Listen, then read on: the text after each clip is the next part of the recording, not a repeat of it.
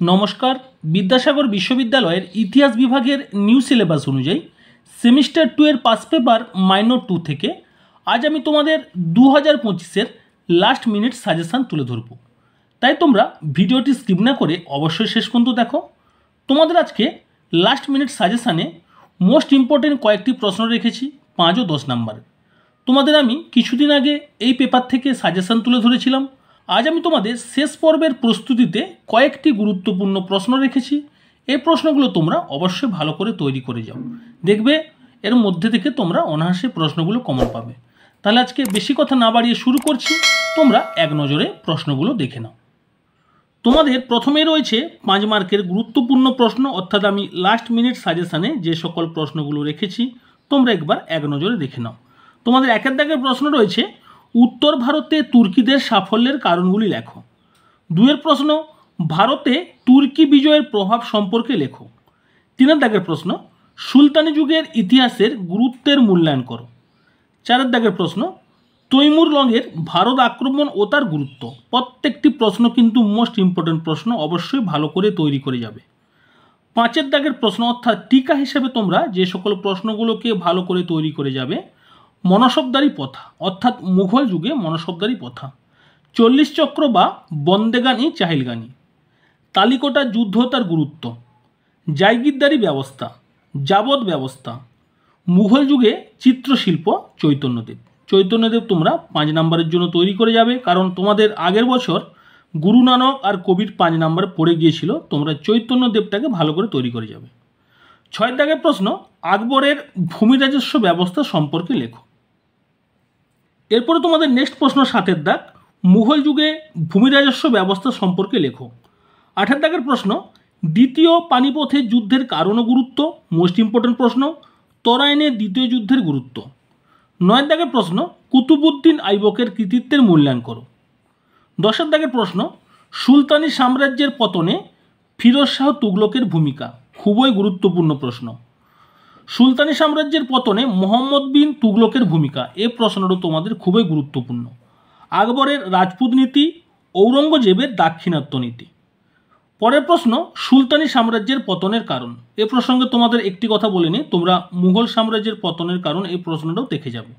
12 দাগের প্রশ্ন, বিজয়নগর সাম্রাজ্যের সামাজিক ও অর্থনৈতিক জীবন সম্পর্কে লেখো। এই প্রশ্নগুলো তোমাদের আমি লাস্ট মিনিট সাজেশনে তুলে ধরলাম। তোমরা এই প্রশ্নগুলোকে অবশ্যই ভালো করে তৈরি করে যাও। তোমাদের যদি এই প্রশ্নগুলো নিয়ে কোনো ডাউট থাকে বা কম হচ্ছে মনে হয়, তোমরা তাহলে আমার আগের সাজেশনে একটু ফলো করতে পারো, ঠিক আছে? এরপরে তোমরা দেখে নাও 10 মার্কের গুরুত্বপূর্ণ প্রশ্নগুলো, যেগুলো আমি তোমাদের লাস্ট মিনিট সাজেশানে রেখেছি। প্রথমে তোমাদের 10 মার্কের যে প্রথম প্রশ্ন রয়েছে, আরবদের সিন্ধু অভিযানের কারণ ও ফলাফল। 2 দাগের প্রশ্ন, সুলতান মাহমুদের ভারত আক্রমণের কারণ ও ফলাফল।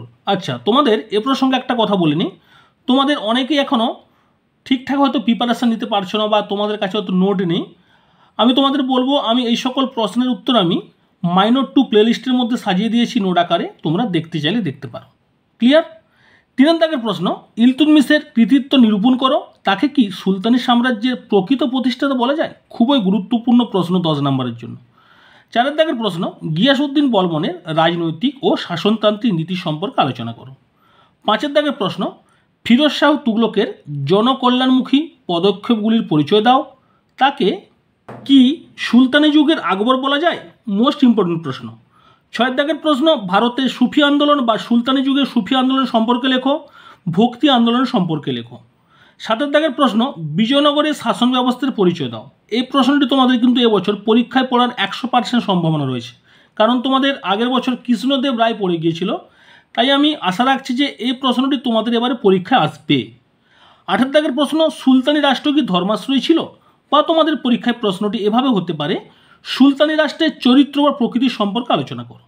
9 দাগের প্রশ্ন, বাবরের কৃতিত্ব চরিত্র সম্পর্কে আলোচনা করো। তোমরা এ প্রসঙ্গে হুমায়ুনও দেখে রাখতে পারো। 10 দাগের প্রশ্ন, মধ্যযুগের বাংলার রাজনৈতিক, সামাজিক ও সাংস্কৃতিক জীবনে ইলিয়াস শাহী রাজবংশের অবদান।